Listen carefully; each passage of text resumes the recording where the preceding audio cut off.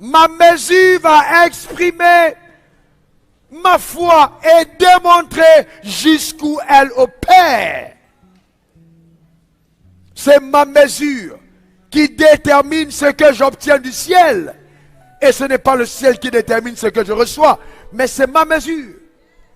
Donc ma mesure démontre ma foi. Donne-moi ton meilleur amen. Dis encore amen. Salomon 1 roi 3 verset 3.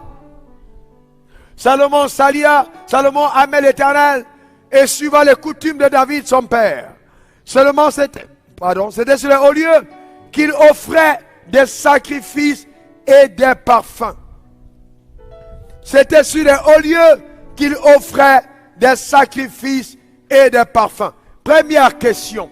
Est-ce que Salomon avait l'habitude de faire des offrandes à Dieu? Qui dit oui, lève la main. Qui dit non, lève la main. Vous êtes très enseigné et très intelligent. Il avait l'habitude de l'offrir. Sauf que les offrandes habituelles n'ont pas tous la capacité d'amener dans ta vie les choses exceptionnelles.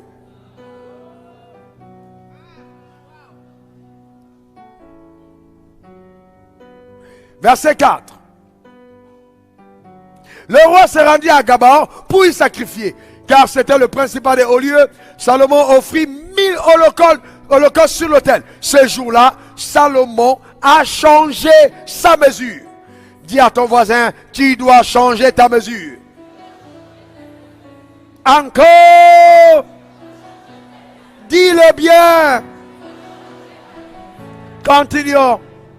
Verset 5. À Gabaon, l'Éternel apparut en songe à l'Éternel, à Salomon, pendant qu'il dormait. Et Dieu lui dit, demande ce que tu veux que je te donne. Ma question, pasteur ou frère, répondez-moi, mon frère, toi qui es là, est-ce que l'apparition cette nuit-là était accidentelle, à ton avis? Non, pas toi. Lève-toi s'il te plaît. Oui, toi, oui. Ok? C'est dû à quoi l'apparition? À quoi? J'ai pas compris.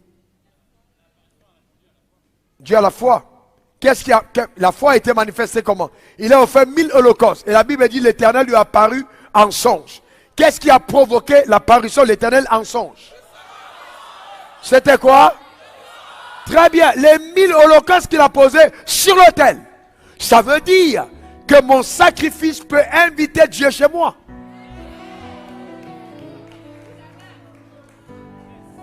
Allez demander à Corneille pourquoi Dieu lui a apparu à cause de ses aumônes. Demande ce que tu veux que je te donne. Mais pourquoi il n'a pas directement béni Salomon en disant, Salomon, tu m'as donné, je te bénis? Parce que la mesure de Salomon était inhabituelle. Le ciel était obligé de négocier avec Salomon parce qu'il utilisait une mesure qu'on n'avait pas quantifiée au ciel. S'il avait donné une mesure normale, Dieu l'aurait béni selon les normes. Mais il a brisé les normes. Et Dieu doit négocier pour dire, demande ce que tu veux. Salomon, tu nous as tous étonnés. 1000. On n'a pas prévu de moule pour 1000. Tu veux quoi? Regardez la réponse de Salomon. Verset 6. Salomon répondit, tu as traité avec grande bienveillance ton serviteur David, mon père, parce que il marchait dans ta présence, dans la fidélité, dans la justice, dans la droiture, de cœur envers toi. Tu lui as conservé cette grande bienveillance. Tu lui as donné un fils qui est assis sur son trône, comme on le voit aujourd'hui. Verset 7. Allez. Maintenant, Éternel ton Dieu. Bon, allons directement au verset 9. Directement au verset 9. Ok? Accorde donc à ton serviteur un cœur intelligent pour juger ton peuple, pour discerner le bien et le mal, car qui pourrait juger ton peuple, ce peuple si nombreux? Alors, qu'est-ce qui se passe? Salomon demande quoi? La sagesse. Il a demandé quoi? Alors vous entendez des prédicateurs pour dire, on ne comprend pas aujourd'hui, les gens ils viennent à l'église, ils donnent de l'argent, ils veulent que Dieu les bénisse financièrement. Alors que Salomon, il a demandé la sagesse, demandé la sagesse. Je vous pose une question, est-ce que Salomon était pauvre? Toi tu es pauvre et tu demandes la sagesse. Salomon a dit, mon père a l'argent, je suis né dans l'argent, maintenant je gouverne, J'ai tout ce qu'il me faut, mais il me manque la sagesse. Il a planté une semence inhabituelle pour obtenir la sagesse, parce qu'il avait déjà la richesse. Toi, tu ne peux pas te mettre à demander seulement la sagesse, alors que tu es dans la galère. Si Dieu te demande ce que tu veux, il veut te dire, demande-moi de te donner ce que tu crois qui te manque. Et donc ta réponse est en fonction de ton manque. Ce n'est pas en fonction de Salomon. Parce que Salomon et toi, vous n'avez pas les mêmes manques. Toi, tu es dans HLM et tu demandes la sagesse. Commence à dire à Dieu, donne-moi de déménager d'ici. Tu vas demander ce qui te manque. Est-ce que quelqu'un comprend de quoi je parle? Très bien. Il a demandé là. Maintenant Dieu dit, ok, c'est très bon.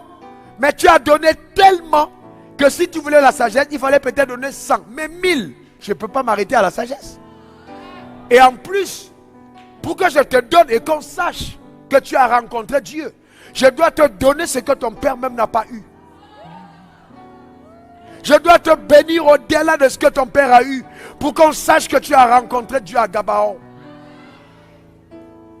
Je te bénirai. Regardez la suite. Regardez la suite. Regardez, lisez. Cette demande de Salomon plut au Seigneur. Continuons. Ok. Il lui dit, puisque c'est là ce que tu demandes, puisque tu as, demande pas pour toi ni longue vie, ni richesse, ni la mort de tes ennemis, et que tu demandes l'intelligence pour exercer la justice. Quand au verset 12, voici ce que je ferai voici, j'agirai selon ta parole, je te donnerai un cœur sage et intelligent, de telle sorte qu'il n'y aura personne avant toi, et qu'on ne verra jamais personne de semblable à toi. Donc après Salomon, il n'y aura plus jamais personne de semblable à lui en termes de sagesse. Dieu a dit, c'est scellé, tu emportes le lot, c'est à toi. Maintenant par la suite, je te donnerai en outre ce que tu n'as pas demandé, des richesses et de la gloire, de sorte qu'il y aura pendant toute ta vie. Et je suis sûr que quand Dieu parlait à Salomon, il pensait à moi.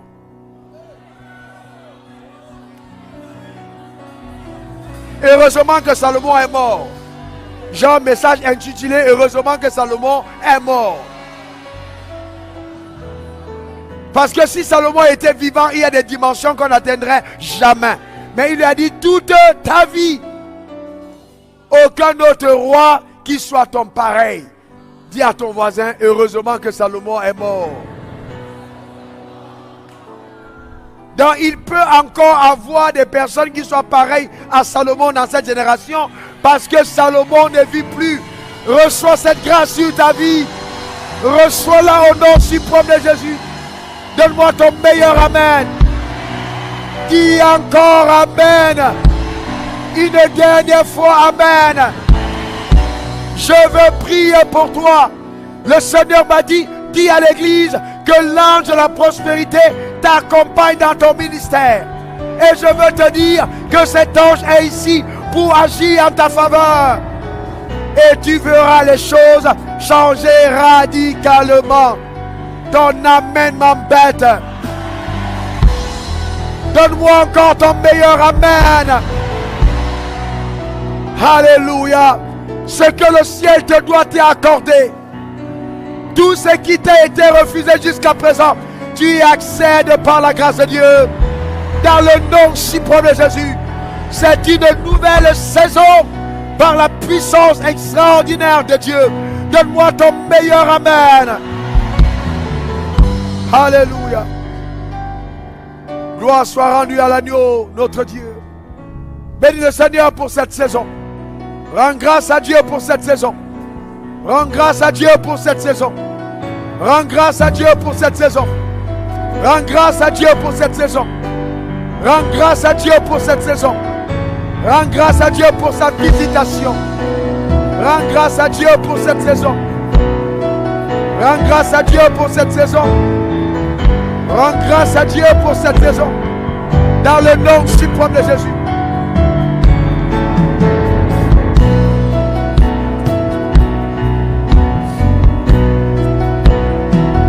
Robo Sakatabrino.